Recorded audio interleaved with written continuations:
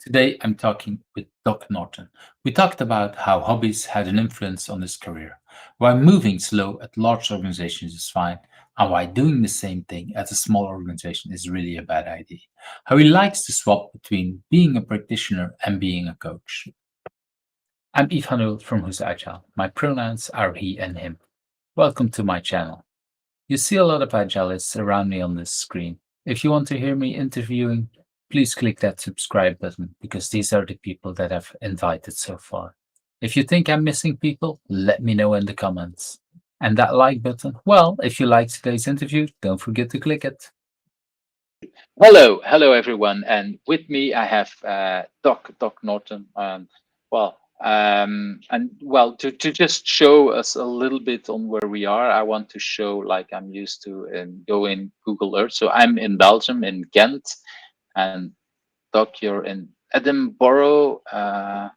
And let's move us around to the other rest of the other country. So you're somewhere there, probably not Yep. exactly where you are, but somewhere there. So that Yeah. shows us a little bit and in time wise, and time wise, it's Saturday. It's 16:10 on my side, so 4 p.m. What time zone are you in? What time is it on your side? It is 10:10 a.m. So this already shows us a little bit how distributed we are, because in Europe Yeah. it's near the end of the day, where with you it's the start of the day. Well, more or less. Let's put it like that. And Sure. we jumped right into this already. So before we go to the questions, tell us a little more on who are you? Yeah, sure. So, Doc Norton, I've been in software development for over 30 years now. Started off, writing simple systems for law firms, legal systems, that type of stuff, mostly like COBOL, and then got into some FoxPro. And in 1999, October of 99, I read XP Explained, and that really turned me on to Agile and the Agile community. Then, of course, but it wasn't called that yet. And I've been practicing that ever since. And I've been kind of all over the space. So XP, Scrum, a little bit of Crystal, a little bit of Agile Up. And at this point, framework agnostic, much more about good behaviors, good leadership, good values, and good practices. So what I've interviewed some months ago, Alistair, and he said this, yeah, many people, have read the book, but he is not aware of people who's used Crystal. So you're one of the few that we can tell Alistair, oh, we found someone who actually done it, because many Yep. people like the book, but he doesn't know. I think he said 2 or 3 names. I don't remember him saying your name, so we can point him back and say, well, I found another one who actually used Crystal Yeah, in one of the yeah. It forums. was it was it was it was many years ago. A small consultancy. We were playing with a bunch of different things, and it was one that really kind of resonated with me. And um, what's great about all of them is you can pick up different things from each, and then you've just kind of got tools in your kit. Yeah, I like that, because for me that's one of the things as an agile consultant. You really want a large toolbox, and depending on what the client wants, you can say, okay, let's try this, and this might work for you. That's one of the things that might help. Um, Yeah. it brings me back to one of the questions I sometimes get as a consultant. They say, we want agile by the book, and then I'm pointing to that bookcase behind me and say, which book do you want? Because there's like Which one? so many, and they're all contradicting one way or another by design, I would say. And that's Yep. good. It means that there's multiple ways, and I don't believe in by the book. It should really be, well, the book should be written for the company that's asking, and then you have your own book in a way, which is also Yep. how most of the books are written. This is people that have been in a certain situation with one or multiple companies, and they say, okay, what's general about this? That's this book, and that's. But it's always limited to a very specific. Well, there's not many people that have worked in thousands of companies at the same time and learned from that and did it for more than 3 years. Because yeah, if you've been for 2 hours in a company, you cannot good have lots of it about it. So that's Yeah. really interesting indeed, and I like how you say it. Also interesting that you, well, interesting. It's good that you mentioned that extreme programming. A lot of us picked up in before the year 2000, and actually the Agile Manifesto was only written afterwards. Same thing can Yep. be said about Scrum. Same thing can be said about a few other things. But that's actually what put these people together. They said, "Oh, we have something in common. Let's talk about it and let's see what." And then that whole agile thing grew out of that. But Yep. some of us recognize it. I had a similar kind of experience. I wrote a screensaver for the year 2000, and testing a screensaver is pretty boring because it basically means you have to do something and then don't touch your computer for 5 minutes to see if it's doing Right. what you wanted to do, which is pretty Yeah. boring. So I started figuring out smarter ways. So I wrote a function that was testing my function, and I was really proud of it. I thought I had invented something. And then some of my programmer friends said, "Well, Eve, if you're liking this, you have to look up these people. They do something similar. It's called extreme programming." And just like you, I was hooked for the same reason. And I was like, Yeah. "Oh, okay, I didn't invent anything. I was just, yeah, doing So, stuff that so a lot of others." Yeah, yeah, go ahead. I would actually argue, and I have argued this, that you did in fact invent it. Mm. It just happens that others had also invented it and you weren't aware yet, right? So if you've what you did was you came up with a new and unique way to solve a problem, and it was new and unique to you. You then learned that others had already done that. It doesn't mean you didn't invent it. It just means you weren't the first to invent it. Yeah, um, that's true. At the same time, the way I've done it was completely different than what's done inside extreme programming. So yeah, sure. I've kind of solved it in a similar way, but was very yeah. I was always rewriting a function to test other things. I didn't reuse it. There was no framework and anything. So, but you're correct. I did in that sense. I invented it, but I very quickly shifted to what other people had invented What because it others was are so doing. much Yep. smarter. So in that sense, but you're right. It's not good on myself to say, oh, it's just from somewhere else. No, it's in that sense, you're correct. Thank Yeah. you for pointing that out, because indeed, it's so tempting for people, and including myself, to say, oh, somebody else invented something smarter, so I didn't invent anything. Well, actually, I did what I needed to do in Yep. that sense. So thank you for pointing that out. Yeah. Yeah. Let's move to that very first question. What is something that people usually don't know about you, but has influenced you in who you are? So I think something that most people don't know about me is that I was a competitive distance runner all through high school and through the bit of college that I did. Wow. And so I ran at one point. I ran a 4:16 mile, ran a 1:56 half. My 5K times were pretty good as well. And I think most people folks don't know that about me. And how did that influence me? Well, there's a few things here. First, when I started running, it was not it wasn't really a choice that I had made. What happened was, we'd moved to a new area, and my mom basically told me, look, you have to get involved in extracurriculars so that you can meet people. My class in high school was 1,000 people. So it'd be super easy Whoa. to just get, to just disappear into the wall. You know what I mean? Like, how do you meet Yeah. folks? And so I had to pick a sport. And I was this scrawny little kid. I wasn't going to play football. There was no way I was going to make varsity or even junior varsity for the soccer team. So American football or actual Yeah. football. So Yeah. So I was okay, already thinking. fine. Yeah, we're in the What's middle that? we're in the middle of the what's the World Championship of soccer. So it's Yeah, that's interesting to right. hear an Yeah. American talk about football. Not that I watch it that much, but it's interesting to hear indeed the whole discussion of football and soccer. So these Yeah. these two sports were not for you. because of your the way you were built, basically. Yeah. So I was all right, fine. You know what? I'll go out for cross country. And when I first did the first workout, showed up. I'm not kidding. One of the coaches actually laughed at how goofy of a runner I was. Mm.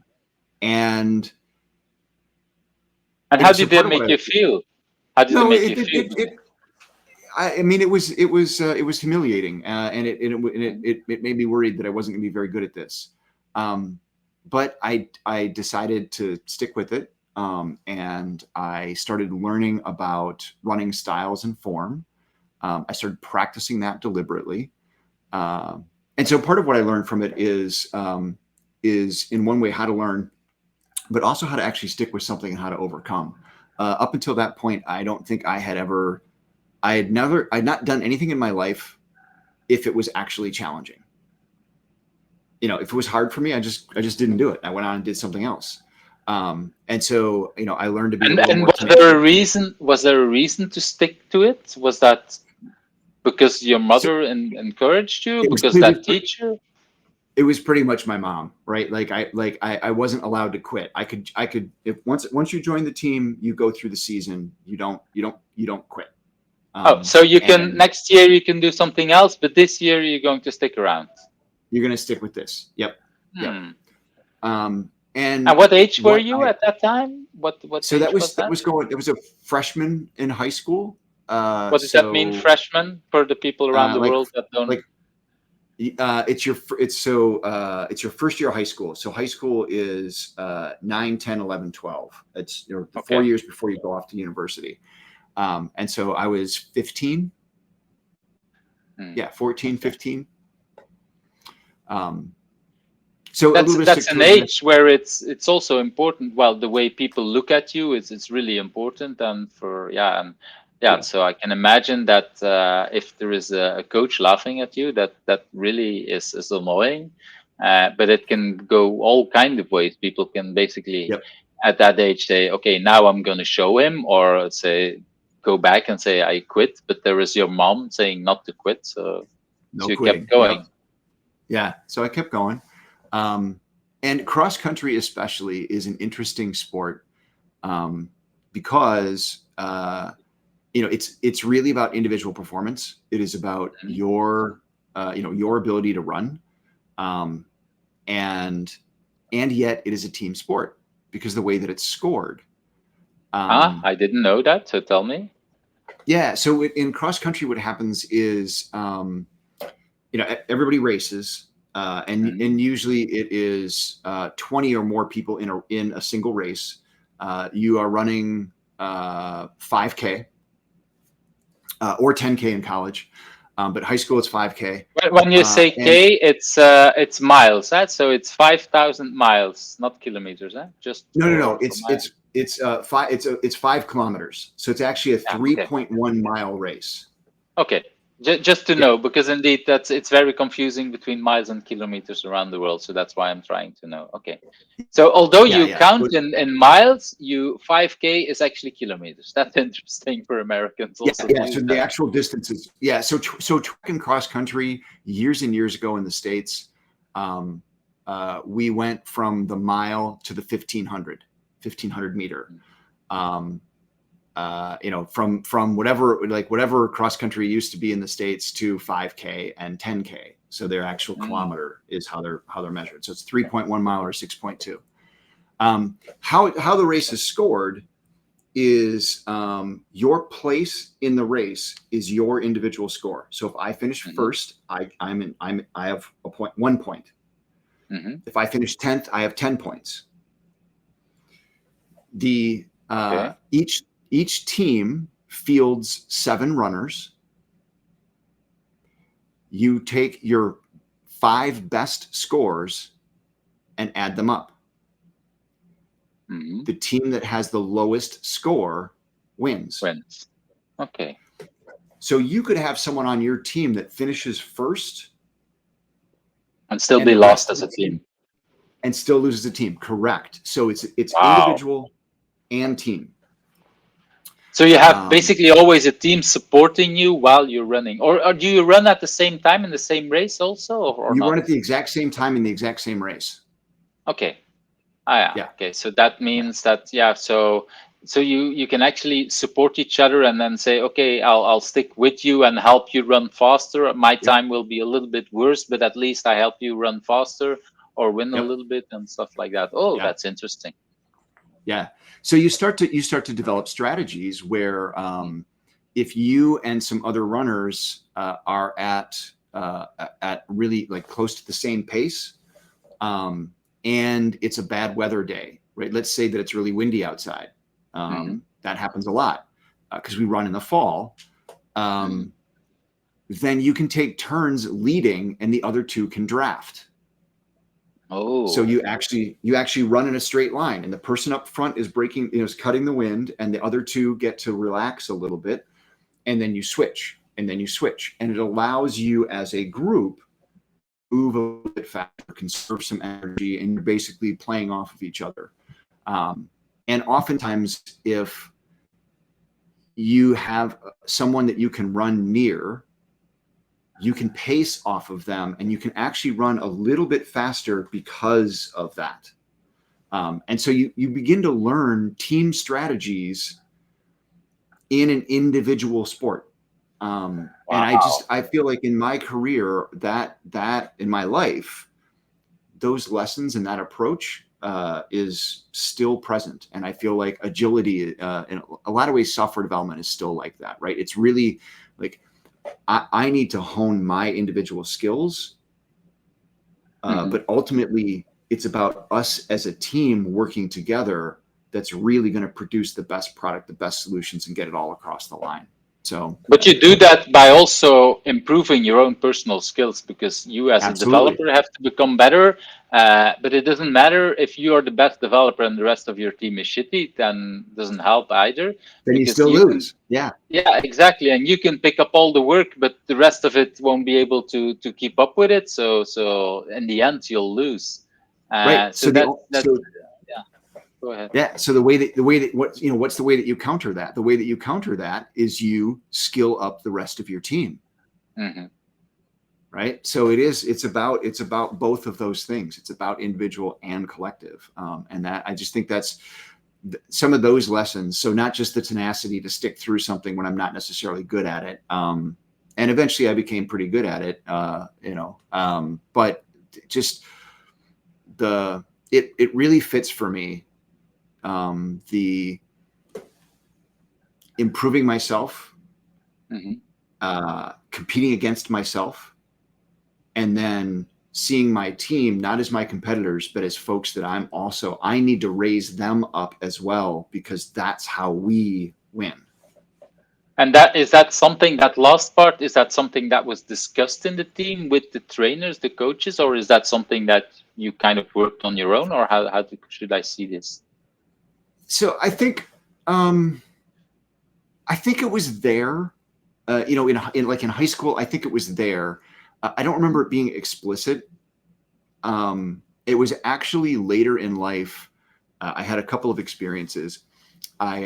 I taught Montessori school for a couple of years, Mhm. and I had an opportunity to train their cross country team. Um, and that's when these lessons start to kind of come to the fore for me.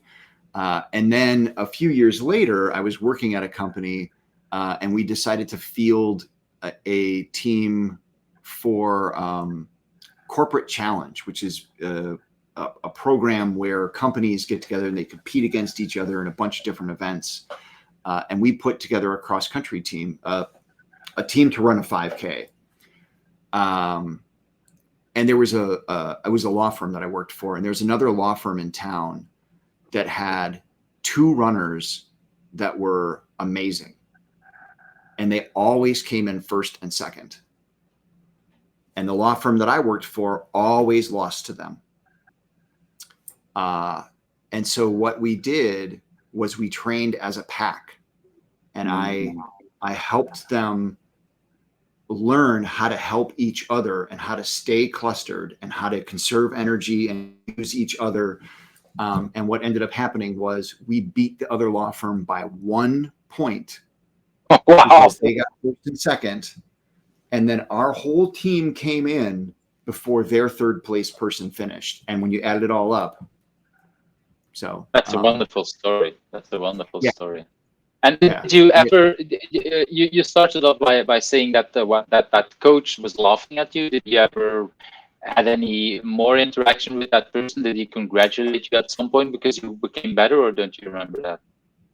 So both there were 2 coaches for cross country in high school, and both of them were there for the full 4 years, and I had plenty of interaction with them, and they're both great guys.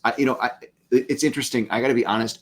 I have no idea, truthfully, if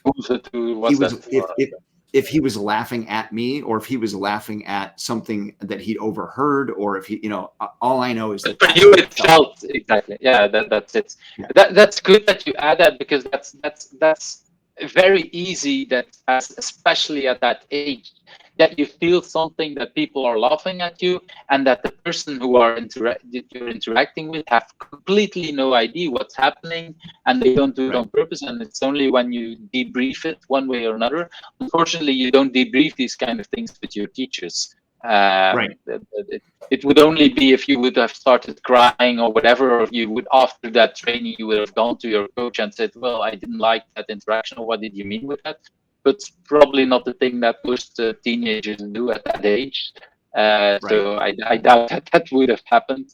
And you have to already be very, have a very strong ego to dare to do that at an age of 15, going to a coach and asking about that. So but it's nice that you mention it, because it could be completely indifferent, and it could have killed your career, or it could have killed your spirit, just like that. And luckily there was your mom for you, I would say, that kept you going. And in the end, now you can look back and say, well, that happened in the beginning, and now at the end, I worked a lot, because that's what I'm hearing. You worked a lot with both coaches. They helped you in becoming there, and you still apply these things. So that's a very nice first story to share, because it was something I totally didn't know.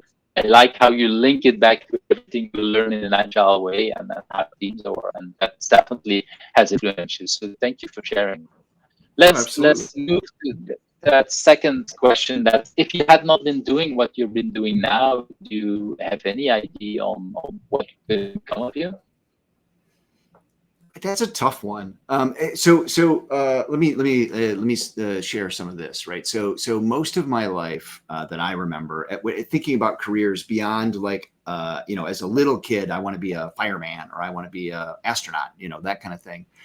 I wanted to be a psychologist, and I think there was a career fair in high school or something as we were thinking about going off to college, and I talked with a couple of folks.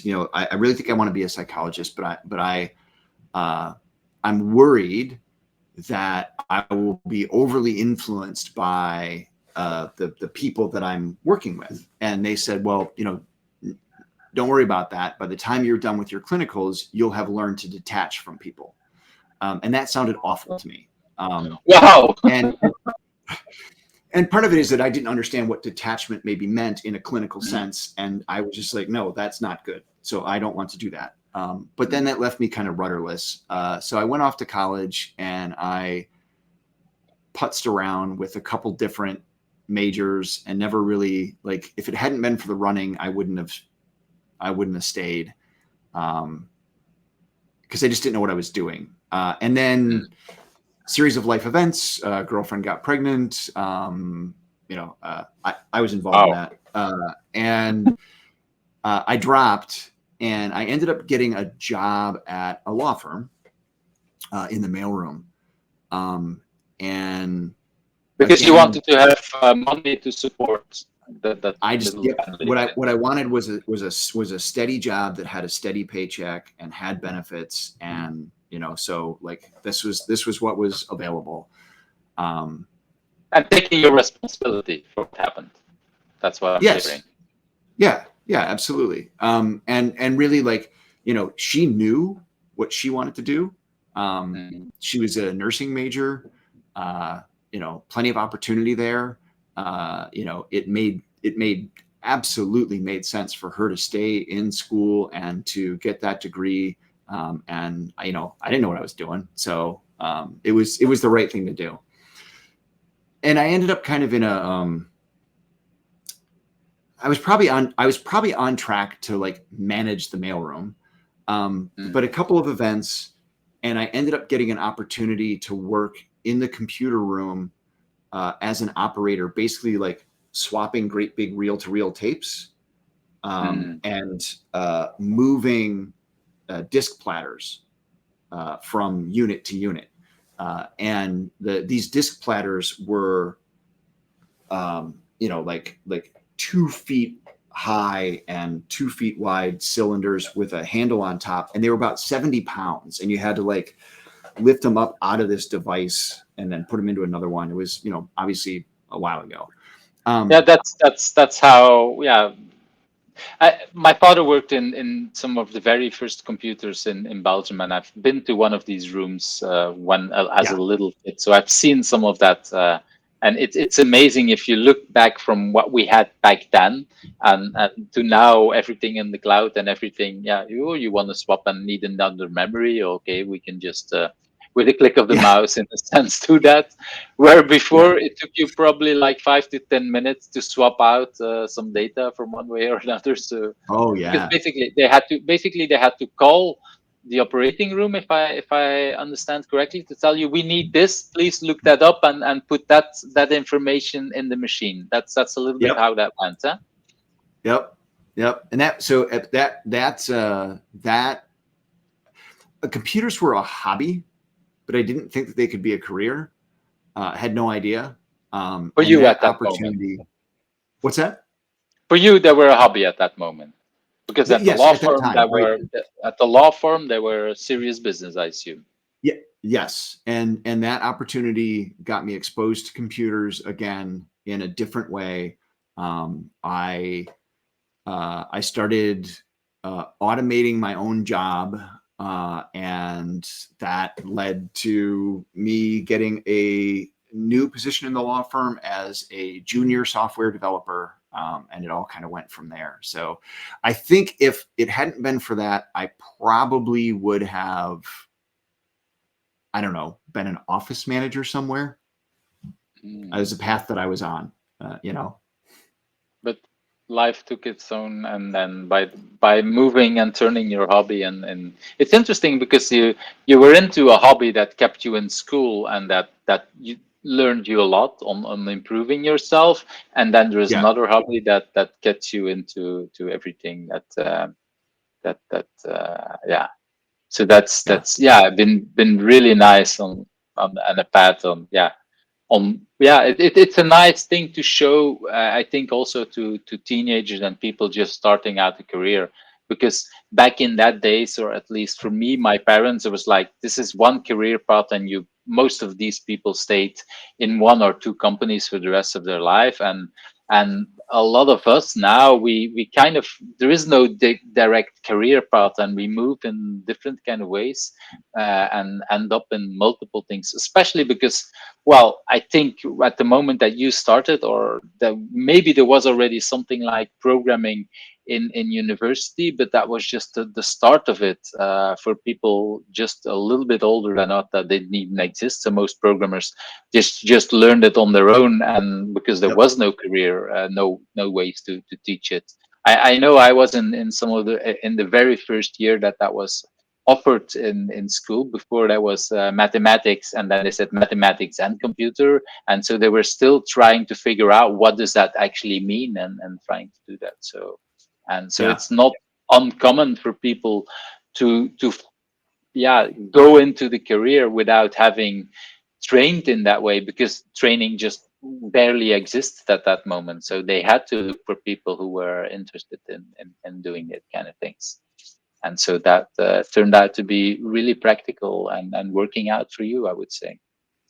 yeah, yeah. I remember when So that was minis and mainframes was a lot of the work that I was doing, Mm. and then we had dumb terminals that were connected to it. So just basically a terminal that it didn't have any it didn't have much intelligence in it, no hard drives, nothing like that. And then when we started to bring in And PCs, just for the people, that this is what you see in the movies, where you have a black screen with green letters on it, and yep, basically you think that's a computer in a movie, but that's actually not a computer. It's just a screen and a keyboard, and it connects you to the mainframe in yep, a little bit similar to how we connected to the cloud. In a way, we just use a computer to be connected, but the real power is somewhere in a mainframe in somewhere the else. basement of the Yeah, of that and at that moment, the well, I don't know how it was for you, but the computer room that I went into with my father was bigger than my current living room. It's like huge thing, very heated thing, making a lot of noise. If we complain about fans of our computer, then you had to go into the one of these rooms, because that was just very lousy, more oh probably yeah, more than a metro does as sound. That's an yeah, incredible kind of thing. Yeah, yeah. Sorry, yeah. I We interrupted had a you. Oh no, you're fine. You're fine. So right. So we had those terminals, right? And then we started to bring in PCs. So personal computers. There's very early days. So they were the kind of the original, what were they called? Even before the like 286, 386, the XTs, I think it XTs was. and the XT and Yeah, AT. yeah. So we just bringing those in, and I had an opportunity to kind of to play with them a little bit and get to know them a little bit at work. And now, so at that time, I'm making $9,000 a year. A Wow. computer costs $3,000. Mm. My wife's not through college yet, and So there I is went not much opportunity to buy it, but still it's very desirable, and so and I did. We talked about it, and I went and I bought a computer. So I spent 1/3 of my annual salary on this device. Um, wow. Basically, it was a gamble that, like, look, I think there's a future here, and if I can spend more time learning this stuff, I think something can come of this. And it paid off. But I think at it's the fair to time, say it that it was paid off. yeah. At the time, it was crazy. You know, um, so much money compared to my income. Mm. Yeah, It's yeah, but it's good that people realize that what where we were, because $3,000 might even see a lot of money today in the computer world, or in the world, but back then it's even more crazy indeed. Um, yeah, yeah, I remember that my father brought home one of these devices, also a little bit to learn it, and I don't know what he intended to do with it. Remember not having a hard drive in it, so you basically everything had to be in disks and everything. And I remember buying, I think a few years later, a second one with a hard drive. And yeah, just if I now look back at it, that's insane, because that's a lot of money. But yeah, there is a big difference. Now you can stock things. Now you don't have to have the floppy disk swapping anymore. So there's a huge improvement. yeah, So yeah, and I wasn't. I think it had an influence on why I went into IT. I don't really realize it, because didn't really program on it, but definitely having that thing around and seeing it as a normal thing definitely had an impact. And apparently yeah. it had for you as well, because you then and what age were you at that time when that happened? So I was in my 20s, early 20s, like 21, 22. So that's a huge gamble at that time, because yeah, Yeah, and I would say a lot of people were still in university partying out, and you had to make a decision: will I spend the 1/3 of my income to a huge device, because I think it's worthwhile. Um, and yeah, in a sense, it's cheaper than university, because I can imagine that going to a lot of there is also expensive, but I don't think you could get a college loan for that, or a university loan, or whatever that's called in the US, for buying right, that device. So it's right. you basically had to pay it. But it's interesting because it's a similar kind of investment in your future. Yeah. Only, yeah, it's hard to prove it, of course, and so you have to take the gamble. But the fact that you took that gamble, I assume, also made you work for it to make it work because you know why you do it. So it's your decision, and Yeah. so you have to make it work in one way or another. Yeah. Yeah. I put a lot of time in. Um, So, I so on top easily, of that, yeah. you know, not only spend your money, but I imagine that after that, the next couple of months, a lot of hours, a lot of yeah, were spent on that device. So that person in your life was also missing you because you had to make it work. That's another kind of investment that maybe, yeah, you didn't discuss up front or you didn't realize, but that's definitely you needed to do that because now you had spent that much money. Yeah. It has to become valuable. So Yeah. Yeah, it's true. I think that's where at that point, I think I established a habit of working 80-hour weeks. wow, And I didn't break that habit for a long time. Um, yeah, for a that's long time. yeah, but that's it. And I can imagine why you did it because you had to make it work and had to have that money. Okay, Yeah. let's move to that third question. What do you consider currently your biggest challenge, at least the biggest challenge that you want to share, and why is that a good thing for you? Yeah, I like this question. It's interesting. So the I feel like the challenge that I face now, and have for a while in different ways is like I feel like I have a really good sense of what it takes to have high performing teams and a high performing organization. And some of the elements of that, not just these practices, but some of the elements of that are that you have really high connection. Um, and I think about that as alignment to the organization's goals and relatedness to one another are both connection. A focus on excellence. You need psychological safety in the environment. You need a high level of autonomy, and you need diversity. Um, As and a team, you mean diversity in your team, or is there something else that you meant? yeah, within the team, within the organization. So that can be, diversity comes in multiple forms. Ultimately, what I really want to see in an environment is um, different perspectives, uh, different ideas, different experiences that can all come together into this collective. Um, and So, so that you see the different or that you see the problems from different sides, that you understand it, and that you have different kind of solutions. Yeah, it's yes, if your yeah, team is not diverse, you will miss out on a lot of both opportunities and problems that you don't see before you hit the yep. market. Yeah, Definitely yeah, and you just there's a lot of there's a lot of potential solutions that just that won't emerge out of a monoculture, right? That if if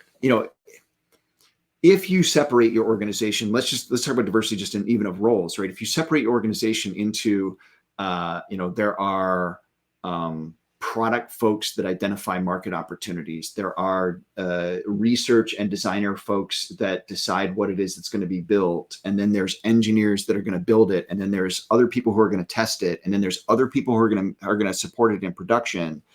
You miss a ton of opportunity because you're siloing all these things. And so the folks that are validating don't have an opportunity to influence the design. The folks that are building don't have an opportunity to influence market identification.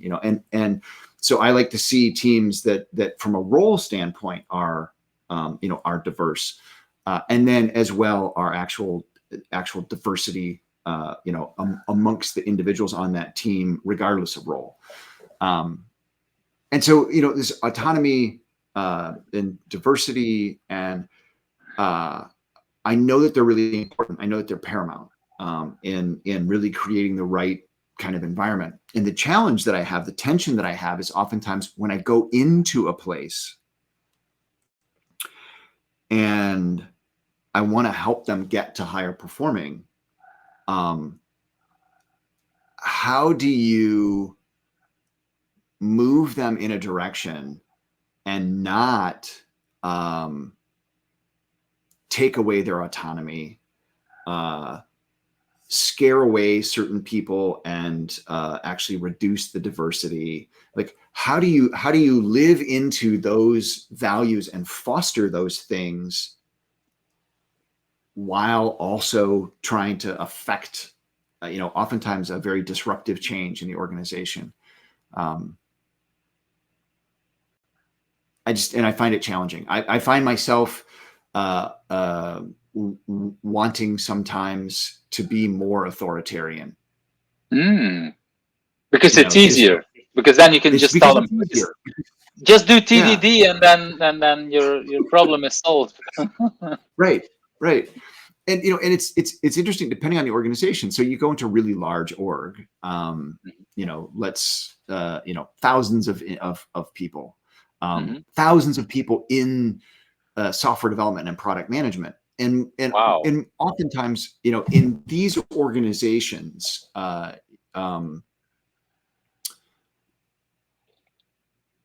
moving slow is fine. And moving slow, I mean like affecting change over the course of many, many months or even a year.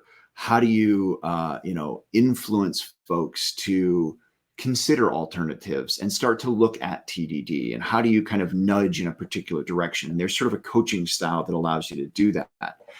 But then if you go into a smaller organization, let's say it's a mid-stage startup, they ain't got time for that. They don't have the revenue. They don't have the runway. They don't have time for. Let's just because if it takes too long, they will be out of cash before things have right. Exactly. So that's right now where I am. So a lot of my executive coaching is with smaller organizations. It's not with larger organizations, with smaller organizations. And I have this pattern in my career that I didn't realize I was doing it, and now I see it and I appreciate it. And that is that I go through a period of time where I am a practitioner, and then I go through a period of time where I'm a coach. And so there's the practitioner side of things is to a great extent is kind of I'm sharpening the saw, I'm learning new skills, I'm facing new challenges, I'm trying new things, right? And then the coaching side of things tends to be I'm not actually skilling up as much. I'm helping others get there, but I'm not learning as much through those. But aren't you learning at that moment about the coaching part, or you see that as something different? No, you're right. I do. I am, and I think it's actually something that in the last few years I've begun to really recognize that it's an area I would benefit from studying more. Much of my career, I have been able to just kind of, I guess, rely on just showing up genuinely as myself, and it seems to kind of work out, and sometimes it doesn't, and I just move on. I've met more people who are like really knowledgeable, trained coaches, and I'm starting to really understand how much I don't understand about coaching. And it's a weird space because as far as agile coaching goes, it's kind of like at one point in software development, I really feel like you could just kind of wake up one morning and go, I'm a software developer. And from that day forward, you were. And I kind of feel like there's a lot of folks in agile coaching right now who are just kind of like one day going, I'm an agile coach. And from then on, they are. Mm. Might not have any agile experience, might not have any coaching experience, Yeah, but they're there agile is coach.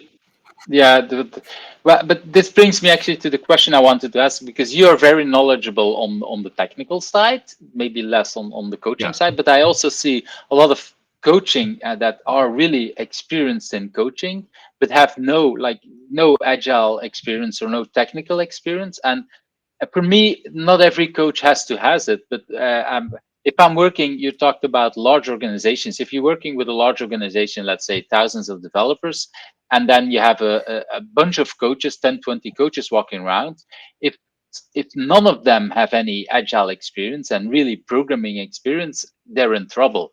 If a few of them or half of them have that, then it's okay. Then it's a good balance. But there is a risk that indeed somehow we seem to be moving, at least that's what I feel sometimes in Belgium, that we seem to be moving to a lot of more people who have experience in coaching, which is good because, like you say, we can learn a lot from them. But we should not forget that we need the technical coaching. We need people who have experience in it. And I think, yeah, it's probably hard to have experience in both, because if you're really knowledge trained about coaching, that takes a lot of years. Same thing, Yep. you are where you are because you have all that technical knowledge. And so it's yeah, you cannot have this brings us to the discussion of t-shaping and yeah, how deep can you be in all these kind of things, or what Ken Beck calls paint drip kind of style. So you might have a very deep thing about technical stuff, but already there it's a vast thing to learn. So how do you do that with then the frameworks that you talked about? How do you do that with the coaching? You cannot have 10 years experience in each and all of these fields. That's the kind of hard thing I'm Yeah. hearing. Yeah. Yeah. Yeah. And I really do. I'm starting, I think I'm really starting to recognize, for me on the coaching side, I've relied just a lot on an ability to influence, an ability to show up and hear people. I think that my interest in psychology as a kid, Mhm. and learning about how to reflect things back to people and how to help them really feel heard has had a lot to do with my coaching style. But I'm recognizing, like, oh, there's a lot more to this that I don't really know what coactive coaching is. Like, I know of the concept, but I've never practiced it. I've studied it just a bit. Yeah, I think it's a Yeah, space there's where where I you can can grow. improve. It's Yeah. interesting that you bring back the psychology, because yeah, of course you're not trained there, and definitely people like Joseph Palrine would say, no, don't call yourself, of course, because you haven't been trained in that. But at the same time, you have the interest in it, and you care about people, because that's how I know you. You care indeed about the people, and when you show up as yourself, saying, okay, this is how I feel it. How do you feel? And bringing the fact that you bring your true self as much as possible in a relationship helps also for the people that you're coaching to bring themselves into that. Yeah. And that's already a big thing, because yeah, some people try to do coaching a little bit like you said in the earlier, that yeah, we try to influence them and go them in a separate direction, but basically we're not honest ourselves at that moment, because we're kind of want to trick people. For me, that's not really coaching there. I don't know what to call it, but that's definitely, yeah, it's on general, and people will feel it at some point, I think. Yeah. The fact that you can be your true self will probably help you for a lot of these things. So the second part of that question was, why is that a good thing for you? What's in it for you that is really good about that challenge for yourself? So I guess there's a couple things there. One is that it keeps me looking for new ways, right? Feeling that tension, trying to figure out how do I live into these values? How do I foster these things and still influence? And that kind of is the recognition of, like, oh, Yeah. I've got a lot more to learn about coaching, not just influence, but coaching. And I think so I've just entered into basically practitionership again. So I am head of technology for a startup called Covered Insurance Solutions. And I already can feel a deeper empathy for the executives that I coach. Like Mm. that sense of, oh, this is really what it's like to be in this role. Sometimes if you've been coaching for long enough, one of the things that I think for a lot of coaches is that we don't really have, when I'm in that role, I don't necessarily feel accountable to outcomes. Um, Mm. you know, I can I can give space, I can listen, I can advise, I can show, I can train, I can do all kinds of things. But if ultimately it doesn't get adopted, or it isn't effective for whatever number of reasons, um, It's their you know, responsibility. it's their responsibility. Yeah, and the organization might say, like, hey, you're not the right coach for us, we need you to go. But that's okay. When I'm in a practitioner role, I'm accountable for outcomes, Mm. And right? it's interesting that you say that, because it brings also back that the discussion, or that the remark that you made earlier on about authority. If you're a coach, indeed you can just bring it and people do it or don't do it, and Right. you're not in a role where you say, well, you have to do it. In your current role, you might use that authority. You might choose not to Yeah. do it, but at least there is much more urge to do it, in the sense that, well, in the end, it's my head that will roll if I'm not doing it one way or Right. another. Yep. So you feel much more, yeah, that responsibility about having that work. So Yeah. yeah, I can definitely feel how that is a good thing when you are moved in all these kind of things to understand that challenge. So that's really interesting that you bring us. But that brings you indeed on how you said it. Yeah, I want to be a practitioner, about to move to coach. So, but it's always, well, I don't know about always, but what the example that you give now is, you're a practitioner, but you're a practitioner at the higher level. So you're no longer a programmer, but you're now at an executive level. You're learning about being an executive, and that gives you again empathy for the people that you coached in that role. Yep. Which brings it again to what I said earlier on. It's good that we have coaches that have been to that situation.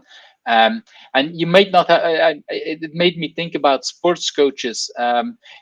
Again, if you, as a sports coach, you may not have to be number one in the world in the sports, but it helps if you at least have done the sport, that you know a little bit about how to improve stuff. And yeah, so that really helps one way or another, that you understand some of the challenges. And that's a little bit what I'm hearing you say. You learn Yeah. again, practitioner at a different level, and that's and I think that also bounces off of each other again for other coaching that you might do in the future, if you ever go back to that. Depending on how your career will move, of course. Okay, Yeah. let's move to that next question, because a lot of what we discussed here is about drive and about passion. Because you are a passionate person, I think that is clear to say. Most people here are. That's one of the reasons why I'm interviewing, I think, because that's usually how people introduce others that have a lot of drive. So, do you have any idea where that original drive is coming from? Is that coming from that push from your mother? Is there something else that was there before? Do you know? Well, so I think I guess, well, it's interesting. What's the actual source of it is maybe a little unknown. So if from I don't know if you're familiar with positive intelligence. Um, No. Please tell me I more. can, I can send you a link. But it's I read this book a couple of years ago, and then and kind of went through some of the work that they do there. And positive intelligence is a way of thinking about who you are and your personality style. And they have this notion of saboteurs. We all have saboteurs. Mm. Um, all of us have a judger. And then along with the judge, we have these other saboteurs. And the thing that's interesting about them is they are often our strengths until they take over. Mm. and then they become problematic. And my top saboteur is hyperachiever. And what this means is that I am competitive. I am driven to do things well, and whether I like it or not, I am influenced by external approval. And this can be, this can be a strong thing, right? It can actually be, what compels us to do better at school, or to do better at a sport, or to do better at anything that we decide to throw ourselves into. But it can also be the thing that turns you into the person that works 80 hours a week in order to make sure that you are, as best as you can be at something. And there's, And liked by the whole of the world. That right. everybody in the agile space knows Doc, and then says, "Hey, you did a really good job, and you're a terrific person." Yeah, yeah. So it can be, it can be a benefit, but it can also tip into something where your life is out of balance. And so where did that come from, right? Why hyperachievement? That I'm not entirely certain about. We could get really deep and talk about things that happened to me as a child, and my parents splitting, and some incidents with babysitters and stuff along those lines. I know those are influencers, but I know I have this tendency, and I think it's one of the things. It is one of the things that drives me. Yeah.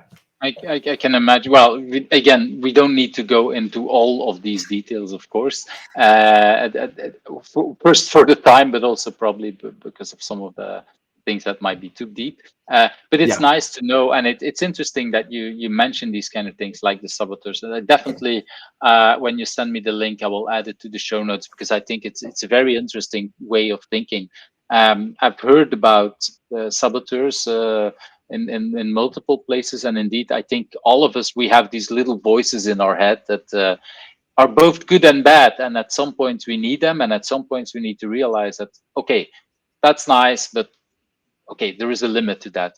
And it's also dangerous as persons behind to to kind of push at the moments that we've seen. I remember a discussion I had with my daughter some time back, where she had different kind of grades than I was used to, and I talked, like, I was a little bit surprised, and then she came back and was like, yeah, but for the first time I'm not putting that bar too high, because it's this is okay, this is good enough. And it's like, wow, okay, it's good that even you at the age of 15, you can already see where adding that bar too high would lead to, well, similar like your 80 hours, whatever, something that became unhealthy.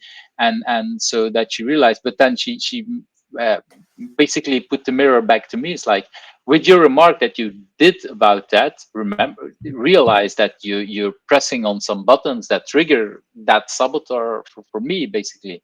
It's not the words that she's using, but basically that was what she was saying. And I think it's very dangerous as a parent, for example, to we sometimes ask honest questions to be just wanting to learn, but before we know it, we might push buttons that are triggering stuff like that, and that makes us can trigger a lot of that.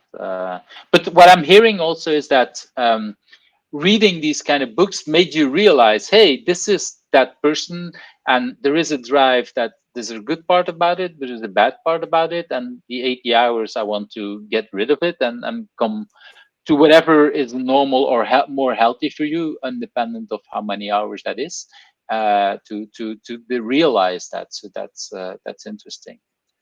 Is that Yeah, I easy think for you to see that happening in the moment, for example? Is that already possible, or is it easier just in hindsight?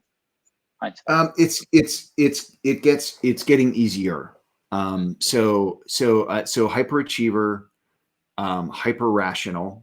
Hyper rational, what happens for me is when I get I'm going to say triggered, but when I feel like under pressure, when I feel stressed, Hmm. this kicks in. And what happens with hyper rational is I don't deal with emotions well, Mm. emotions from others or myself. What ends Ah, up happening is wow. it's like I dismiss emotions as getting in the way, as noise, and I really hyper focus on what is logical here, what is rational here. And so Mm. it's a weird tip for me from someone who is usually able to really show up for others, to suddenly unable at all Wow. to acknowledge your feelings or even my own feelings. Um, Because you want to so focus on the outcome. That's what I'm hearing. Your rational part says, let's deliver this and then ignore everything else. yes, yeah, yeah, and it can be tough because it can come up in interpersonal relationships, and things like that. I can actually have situations where, my children might come to me. My children are adults now, but let's just say, prior in life, one of them might come to me, and they're really scared, because they did something that they shouldn't have done, and they're remorseful, or whatever, but they're having a really strong emotional reaction, and other things are going on for me, and I suddenly get to, like, okay, well, let's just solve the problem. Who do we need to talk to? Where do we need to, like, Tack, what, tack, tack, tack, tack. and I'm not recognizing that this poor kid is just hurting, and solving the problem isn't what they need right now, You need and to so I can actually acknowledge make it. their emotions, and that's Yeah, actually more the problem. Yeah.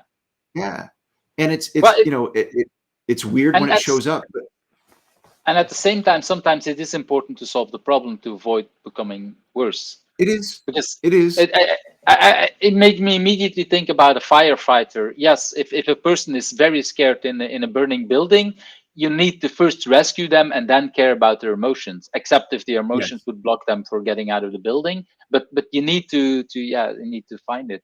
It's yes, interesting that you say that, because for me it reminds me a lot of how people react in stressful situations. I mean, and I pointed also back to a lot of people in the whole COVID situation.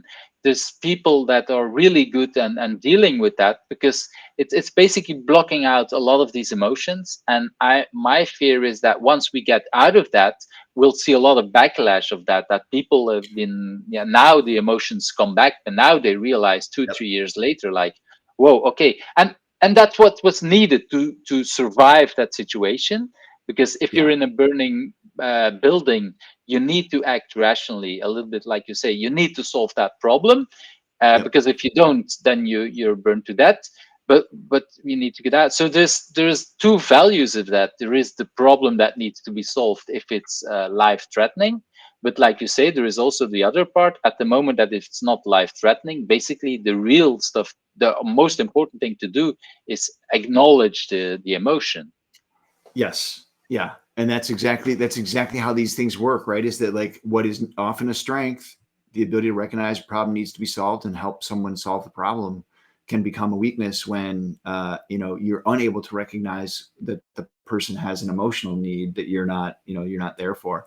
So for me, why is it getting easier? What's happening is, all of these things, when they come up for you, there is a sensation in your body. I can't tell you what it is Mm. for you, but every single one of these things, if my hyperachiever is kicking in and I am overly focused on someone else's opinion of me, or my place in the race, if you will, I get Mhm.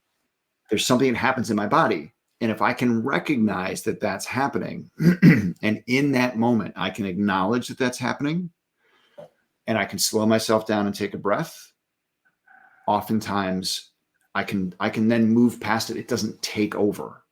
Mm. Um, and so I'm getting better at recognizing those sensations in my body, and just take the moment, you know.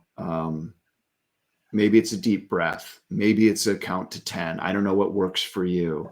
Um, Yeah, I've recognized for me in some tension situations, I really need to take a break and basically even maybe even leave the space, whatever's happening there, Yes. to just take time for myself. But in some stressful situations, for the people around you, if you have not discussed that, that feels very strange.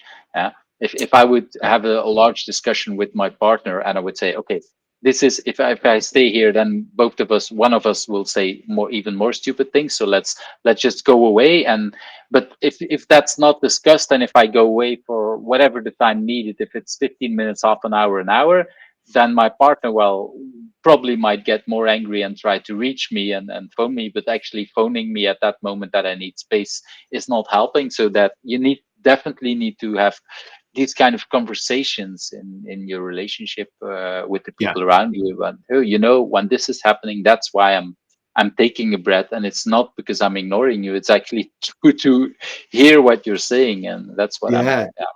Yeah. It's so that I can come back and I can show up and not be in this state where I actually where, I'm physically present, but I can't hear you. Um, Yeah. Thank you for sharing that. And I can definitely, if you point it back to being a parent, because I think parenthood is shifting roles at some point. Because when childs are very small, what you need to do is solve their problems. If they can't put on their clothes or whatever, you actually have to do it for them because they're not capable physically when they're very young. yeah. Gradually they can learn more, and by the time they're adults, basically they can do everything themselves. And it's very tempting as parents to keep if they come with a problem, to say, oh, now I can finally do something again for you, so I'll solve Yeah. your problem. Where actually what you're saying is their problem is not the problem that they're having. Their problem is dealing with that emotion. And yeah, so it's very hard. Well, I see that as a parent, it's very hard to, yeah, to find that right balance. And sometimes it is solving the problem, but the older they get, the more it is okay, let's just basically hug you or give you the space for your emotions and whatever that is needed. So Yeah. it's very nice to bring that as an example. So Yeah. that's wow, that's very deep on what a lot of that, where that drive is coming from. Let's move to the next question. In what do you consider your biggest achievement? I don't know how easy it is for you to brag, because basically this is your moment to brag. Is that easy for you? Let's start with that question. No, it's an interesting dichotomy of someone who is acknowledges being a hyperachiever, and I'm very uncomfortable with praise and with kind of talking about like my accomplishments. It just Mm, it yeah, it's interesting. mm, But I did but I so what do I think it is? I feel like the one of the biggest achievements for me, I could go with raising two healthy kids, or anything along those lines, and those are all true. They are amazing accomplishments, and I have to acknowledge how much luck and partnership was involved in all of those. um for me Yeah, and professionally. I think that's the default answer for any parent. I've been thinking about telling people up front, this is excluded. Sometimes it brings in, Yeah. yeah, there's people who have different kind of stories about that might be, but it is always there. It's definitely the biggest achievement for all of us. And at the same time, this question is more like, okay, what else is there next to that? Yep. That Yep. that's And I a little appreciate bit. that. And that's how I tried to interpret it. So I think, for me, it's not one. It Mhm. is a chain of many, all of them small. But if I look at, I've been doing this now for 30 some years. Uh, I have code in production, maybe not still today, but over my career, I have pushed code into production in probably 30 different languages. I Wow. have, I have worked in, I don't know how many different industries. And so the achievement there really for me, I think, is like uh, keeping up. And, I don't do a With great the job of industry, it. you mean? Keeping Yeah. up with the industry. It's Yeah, interesting. just That what's changing? What are the trends? What's the new language? And believe me, man, I don't know. I haven't done much with Go. I've just played with it, right? Aoki I've seen it, so I know that there's stuff that I don't know it all. Mhm. I'm not trying to claim that, but I do feel like over a long course of time, I've been able to keep up and keep chops. I can still and do pair with folks and move through code, and I love doing that. And It's interesting and that you say, because you've been doing it over 30 years and then more than 30 languages. I remember at some point in my career, I read you have to learn one programming language a year. And at that time I thought, this is strange. But if I talk to people like you, like a lot of other people that have been coding for plus 20 years, it's almost always the same thing. Well, maybe we haven't done production code in 20 of these, but we know a lot of different languages, because it helps us also to understand the specialities and the strange things about a certain language. Because now you yep, learned, even if you just played with Go, it made you think differently about the other languages that you're programming in. uh, So there's yeah. definitely a lot of truth in that thing, learn a language every year. So continue. I interrupted.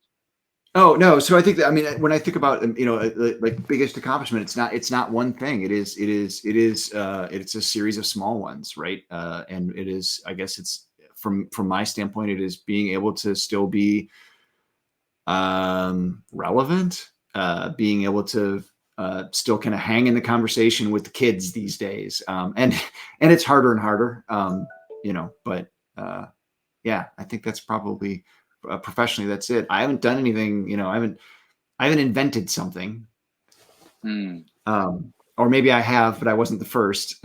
you know, um, But that's the thing with inventions. Like you said, sometimes we do things that are invented at the same time, and at the same time also, the moment that you program something, it's a kind of invention, because it's not we're copying code and we're doing, no, we're creating something new. It's always an invention one way or another, yeah, and and at the same time, like you say, you achieved doing keeping up in the industry while not even being taught in university and everything. So everything you're doing, it's self-taught based on doing stuff, probably learning some books and some trainings, but you keep working on yourself. That's because I think yeah, you keep learning.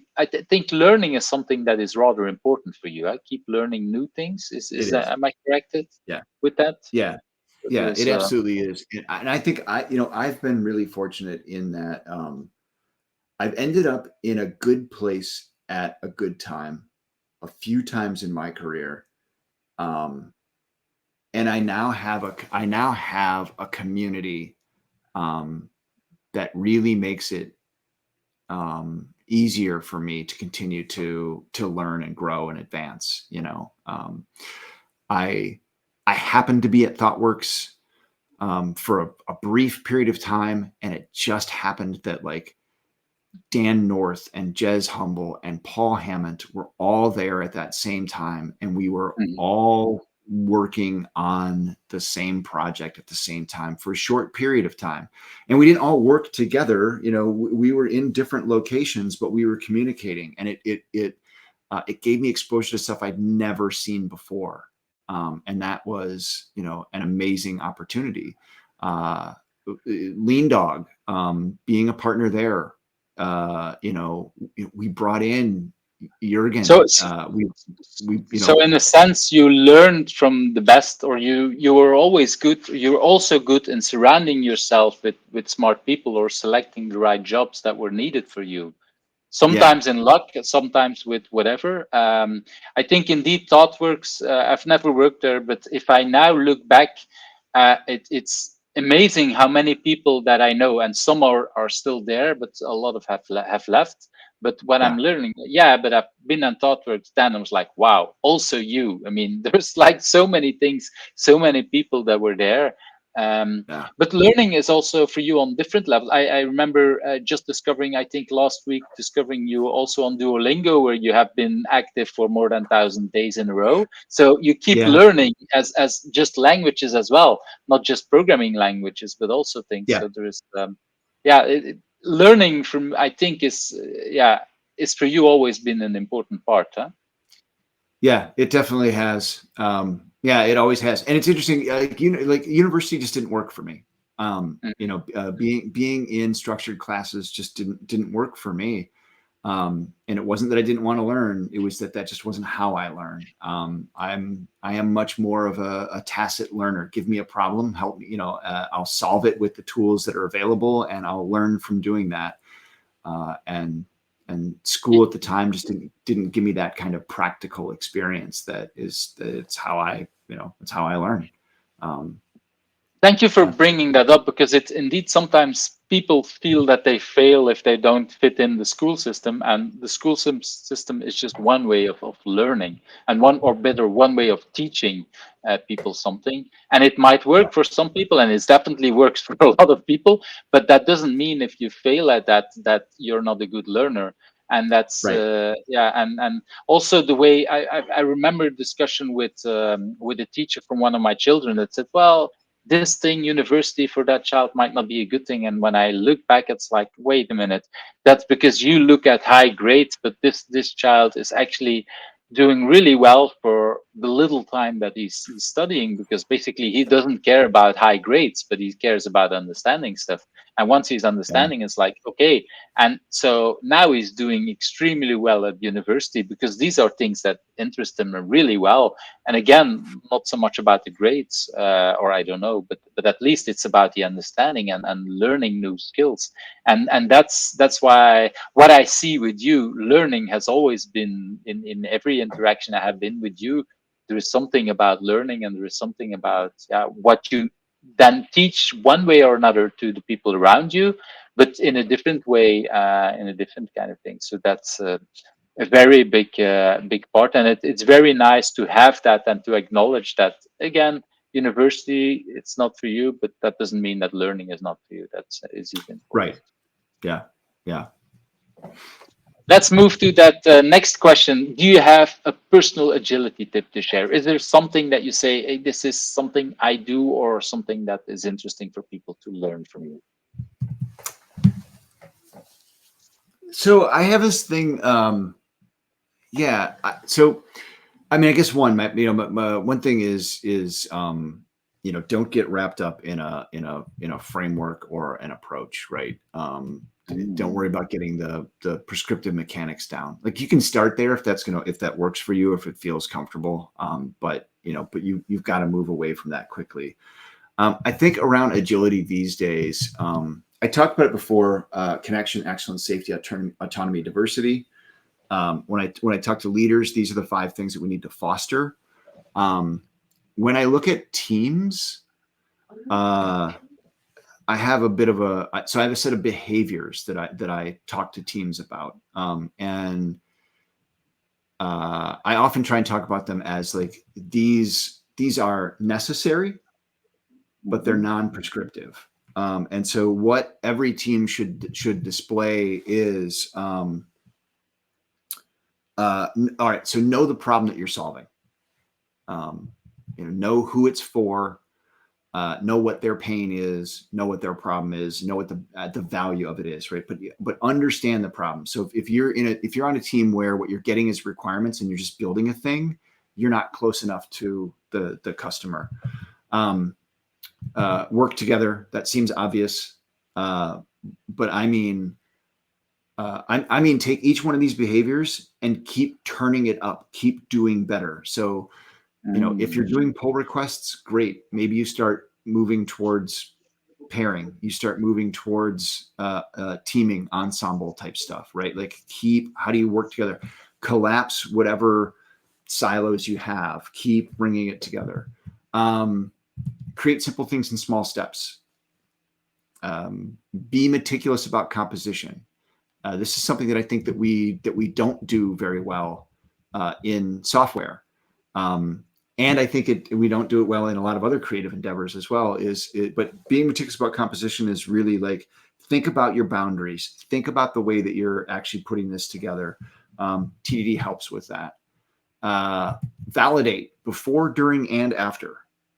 And this is an Wow, interesting one before, during, and after. Yeah. Yes. It's an interesting one to introduce to a lot of teams, because they'll say, oh, we're doing that. And you'll say, great, how are you doing that? And what they'll identify, well, QA tests everything, so we're validating. Okay, At the end, after. That's after. What about before and during? And how are you going to do that?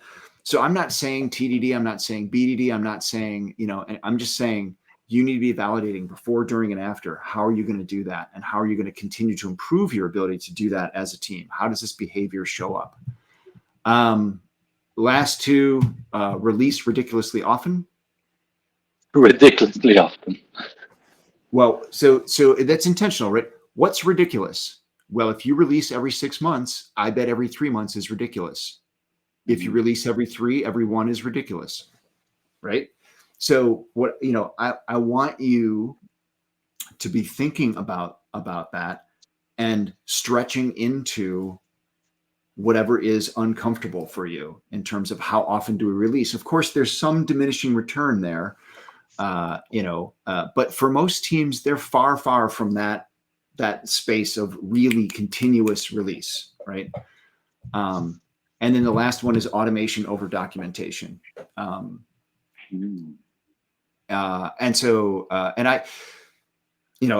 if it is repeatable, it is automatable, rather than documenting for people, here's how we do things around here, or here's how this thing is done. Can you automate it and no one has to worry about it? And there's something in there that I think I'm missing around, like, maybe it's collaboration over documentation as well. But I think that falls into work together. I think the more you have documentation around, here's the practices for this team, it's an indication to me that the team's not working together. If your onboarding process is to send someone to a wiki to read in order to learn how the team functions, you're probably not working together. Interesting. Yeah. And I like when people join the team to actually say, okay, let's start pairing together and learn from that. And maybe you document the way we work. And I like that juniors document what they learn from seniors in a way. And then they teach it to others. And then the senior can read it back and say, well, you misunderstood that part. And that's it. Because if a senior documents it, he will leave out so many things that are in his or her head. And the junior won't realize it until it's too late. Where if the junior is documenting whatever she has learned from that senior, that shows the gaps basically, and that makes it easier. And like you say, sometimes, a lot of times, the documentation is not needed, but it's a way to validate some of the assumptions, I would say. So that's a nice thing. I really like what you just described, these 5 different behaviors in a way.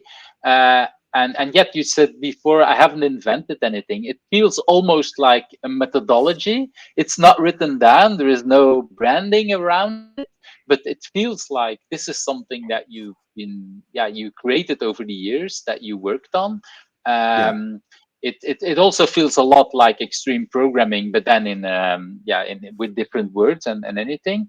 But yeah, it feels, I definitely almost would say, it's interesting because you said I don't want to work too much on documentation, but it's almost like, oh, I want to read more on how you do that, and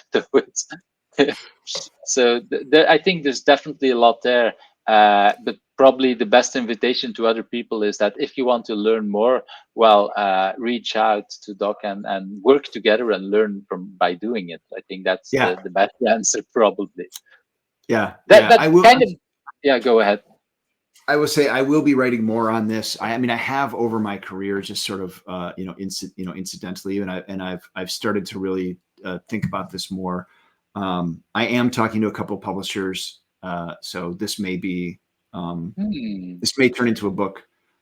But regardless, I will be writing more about it. So yeah. I'm definitely interested to hear more and read more, and I'll well push more and reading it. So we'll definitely talk more about that in the future. I Good. want to move Good. to that next question about remote work. I have no idea. Did you do remote work before COVID, or was that something you discovered later on? So I personally didn't do remote work before COVID.